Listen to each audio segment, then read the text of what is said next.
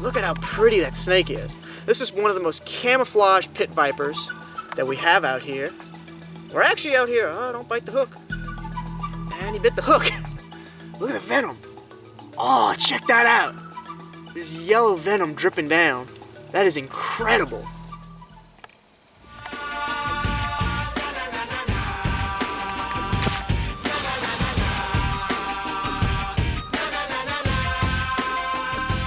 On today's adventure, we're heading to a massive pine forest located in South Mississippi. These areas are known to have many different snake species, so we decided to go take a look and see if there was anything around there that we could find.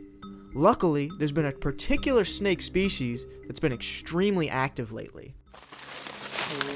Ooh, Copperhead. Look at this little guy. It's a very camouflaged little snake. Hello, little buddy. Hello. How are you? It's a little bit cooler right now, so he's not going to be too active. Hello. Oh, I think I just woke him up. Hello. He's just big enough for me to use my snake hook.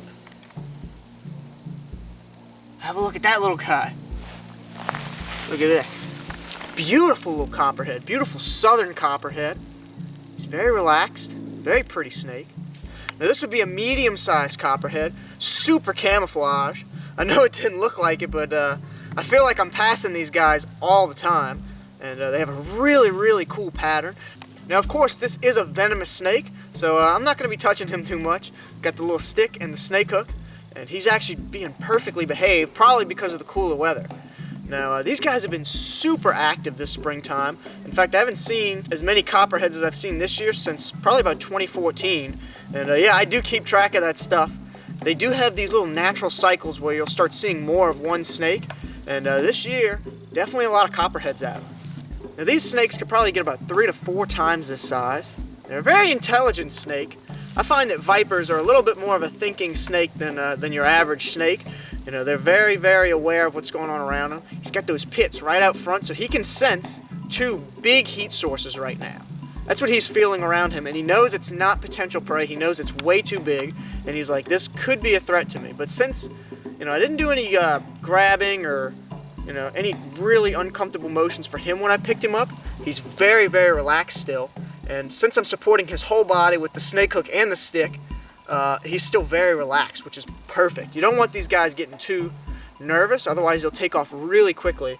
And in this thick grass, I don't know if I could get him back. Have a look at that belly. Got a beautiful, beautiful belly. Just kind of a checkered pattern with the tan and we got a tan and white brown blotching. They can have all kinds of different belly patterns. Now, copperheads have this little line under the mouth, which is a good way to identify them. Copperheads will oftentimes get mixed up with corn snakes, rat snakes, and all those other little tan upland snakes.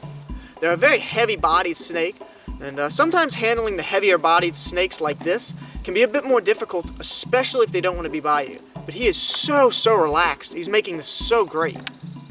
Perfect tail, and they will rattle their tail just like a rattlesnake. Now, this is a common misconception. A lot of people think that snakes rattle their tail to mimic a rattlesnake. Pretty much all snakes will rattle their tail in defense. It's a fear reaction, and it's to hope to scare away predators. Rattlesnakes just do it best because they've got a rattle. So it's not uncommon to see these guys rattle their tail. Now, this would be a southern copperhead.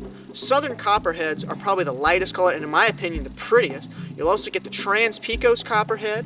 You'll also get broad-banded copperheads, northern copperheads, which they all have these little differences. For instance, these guys have a pattern like a Hershey's Kiss.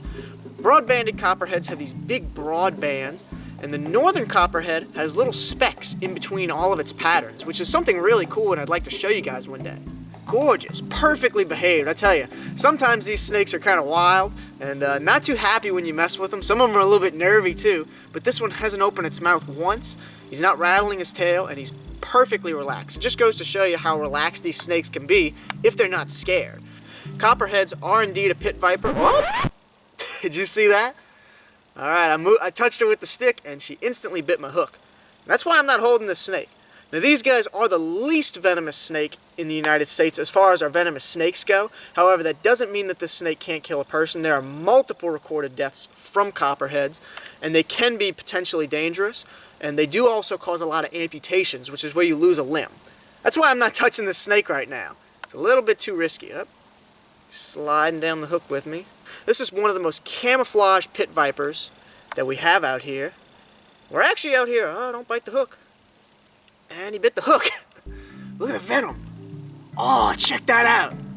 There's yellow venom dripping down. That is incredible. He's starting to get a little bit agitated with me, so I'm going to go ahead and put him down now. Thank you guys so much for watching this video. And if you did enjoy, definitely leave a like. And I will see you guys next time. Alright, time to put him back. Alright, baby. We're going to put you back. Here you go. See ya. Go, go.